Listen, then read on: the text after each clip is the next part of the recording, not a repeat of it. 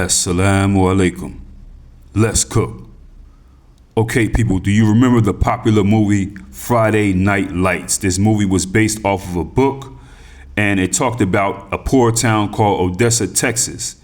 And in this town called Odessa, Texas, they had a heroic high school football team called the Permian High Panthers. Now, we remember the movie because the actor Derek Luke, he played the star running back Boobie Miles. Okay, I know I seen this movie as soon as it came out. That story is real.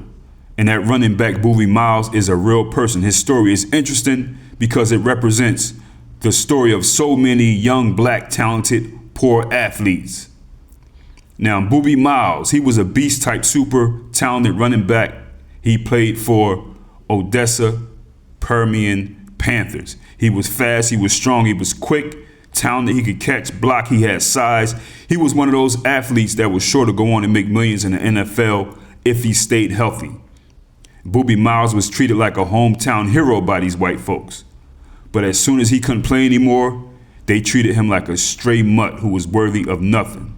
Now, a little bit more about the background of James Earl Boobie Miles Jr. He was born in 1970, and he was born in Houston, Texas. He lived in Houston, Texas until the age of 3.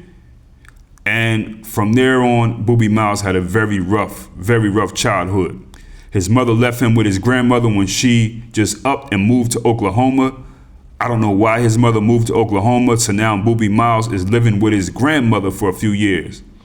After a few years with his grandmother, he moves in with his father. His father was rarely home. He worked at a plant and he drove trucks. Now, at some point at Boobie Miles' father's home, a woman that Boobie Miles' father started dating started to physically attack Boobie Miles. At this time, Boobie is like 6 or 7 years of age.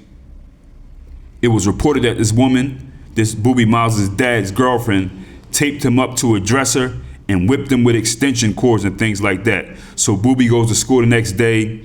The teacher, they see him with these whip marks all over him. School officials tell him, oh no, you're not going home. And because of this abuse, Boobie Miles was placed in foster care and his father couldn't come get him out. Now, Boobie Miles stays in foster care for about a year. He's stressed, he's lost, he's deprived. And after about a year, his uncle, named Uncle LV, shows up to see Boobie Miles. His uncle couldn't deal with his nephew Boobie looking so bad, homely, poor in his foster home, so Uncle LV decided to take Boobie. Now, Uncle LV had his own family to take care of as well. He had 3 kids of his own. He's a black man struggling to survive and live in Texas. And Uncle LV and his wife made about $1,000 combined a month. So we can imagine up to now in Boobie's life, he's depressed. He's dealt with horrible family issues pretty much since he was born. So Uncle LV comes to get Boobie. Hopefully things will get better. So figure with Boobie's upbringing, you can figure that he has many emotional and academic issues. Boobie Miles struggled in school. He was often upset in school because it just wasn't his thing. But something changed for Boobie when Uncle LV put him on his Pop Warner football team. Uncle LV was a coach. He asked his nephew Boobie if he wants to play. Boobie said yes. So Uncle LV kept Boobie playing football. He played, and then Uncle LV discovered something. Boobie Miles was a super talented football player. And then Boobie began to love the sport. He played, he loved it. He got attention for it. This was something that he was good at. He released his energy, his frustration on the football field. This was positive for him. So by high school, Boobie Miles became very confident in his skills in football. He became so confident, some would call him cocky. Boobie Miles really did know that he was good. And at the end of the day, he really was. He could beat most humans in football. By the 10th grade, Boobie Miles actually got kicked off the football team because he missed off-season practice. The reason he missed off-season practice was because by the 10th grade, Boobie Miles was also a gifted sprinter on a track team. His football coach told him, if you're going to run track, major in track. You need to be here. So he kicked him off the team for that. So people, you can see Texas high school football, they don't care about anything but football. That's it. Okay? Boobie Miles would have definitely got a Division I scholarship for track also. His coach didn't care. All he cared about was football, and it was the offseason at that. So Boobie Miles, his football coach, who kicked him off the team, made him quit the track team and apologize to the entire football team for what he did. And again, people, it's off-season practice. This is just a white coach trying to humiliate a young black player. You know what I mean?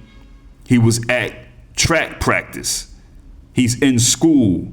A lot of football players do run track, but he was made to apologize to the entire team because he's that talented. So Boobie Miles had a great junior football season. One game he had 232 yards rushing, 8 carries. He was a beast. Great player, very talented. By his junior season, Boobie Miles, he played behind another running back who actually picked up more rushing yards than him, okay? So this team that he played on in Texas was stacked with talented players. So by senior year, the year of 1988, Boobie Miles was going to be the star running back. The town of Odessa loved him. The white folks in the town were showing him this superficial love. His name was everywhere. They said that Boobie Miles was the greatest or best football player that they had ever seen. Now, this place that they live in called Odessa is very racist, segregated, hard for a black person to make it. Texas, people.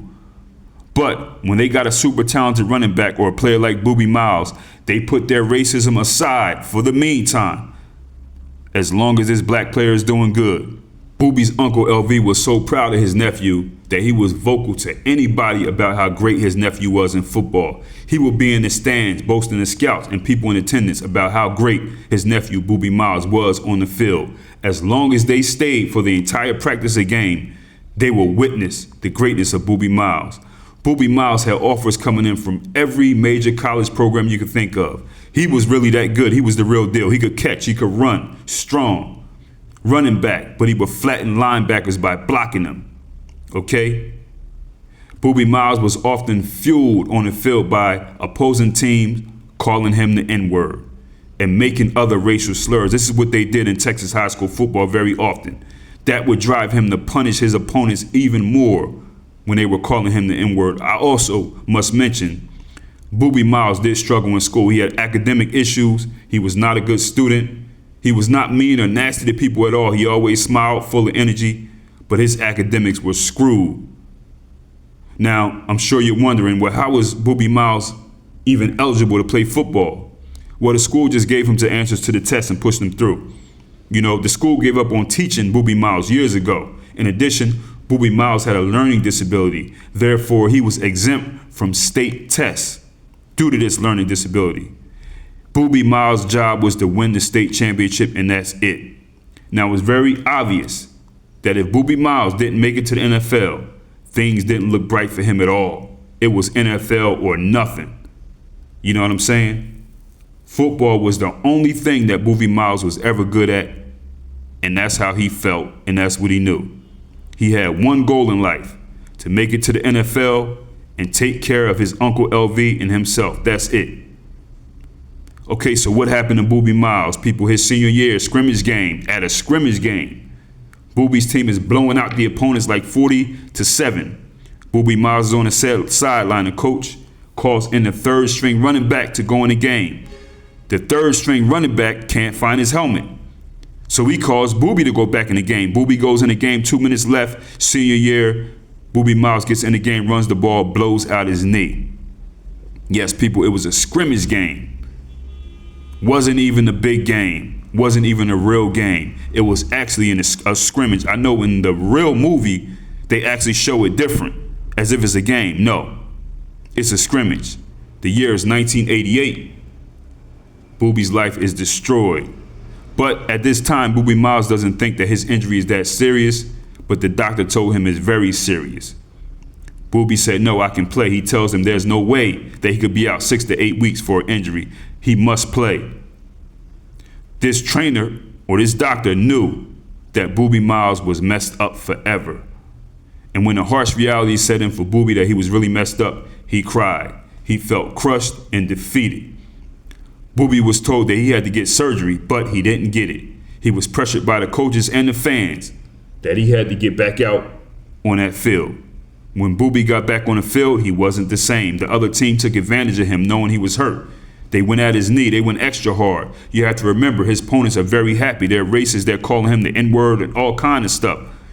They good, very happy to see this once powerful young running back beaten and bruised.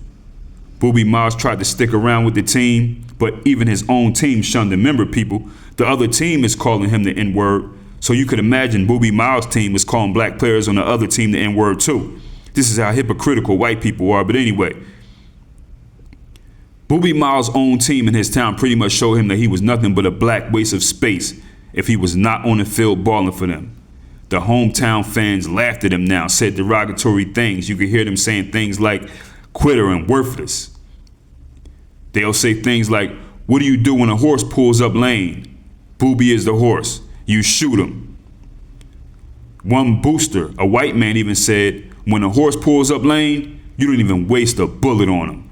Even his coaches made jokes about him because remember, they had other running backs. This is a school that was real good in football. They had another black running back to come right in. The coach of the team was even recorded saying, without football, Boobie is nothing but a big old dumb N-word. This is what his coach said, the one who put him off the team before when he went to the track meet.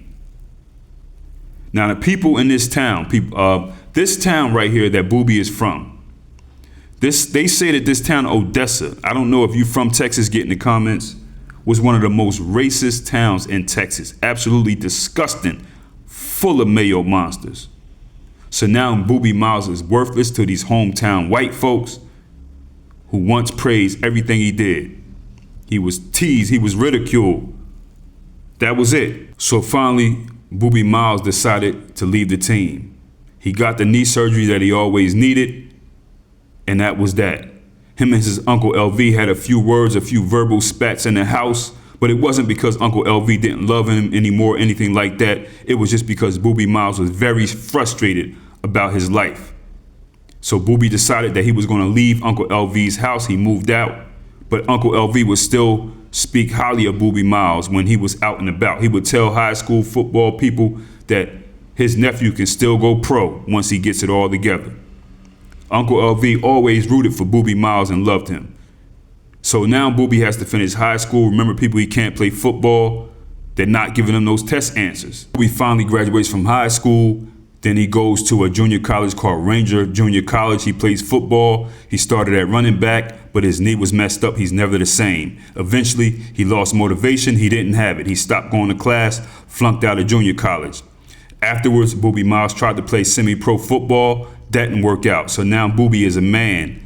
He needs to earn. He worked odd jobs in his town of Odessa just to survive. Sad news kept coming to Boobie. Eventually, his uncle LV passed away in the year of 1998. LV is the only man who ever cared about Boobie. Now Boobie's depressed, feeling bad. Once an NFL hopeful, now just walking around Odessa about a bunch of white supremacists looking at him and laughing at him as he works odd jobs. Then he loses his uncle. He's going through a lot. So since high school, Boobie Miles, he went through all kind of nonsense. All kinds of stuff. In 2011, he was charged with aggravated assault. Him and his stepbrother got into a fight. He smashed his stepbrother in the head with a bottle. Who knows the truth?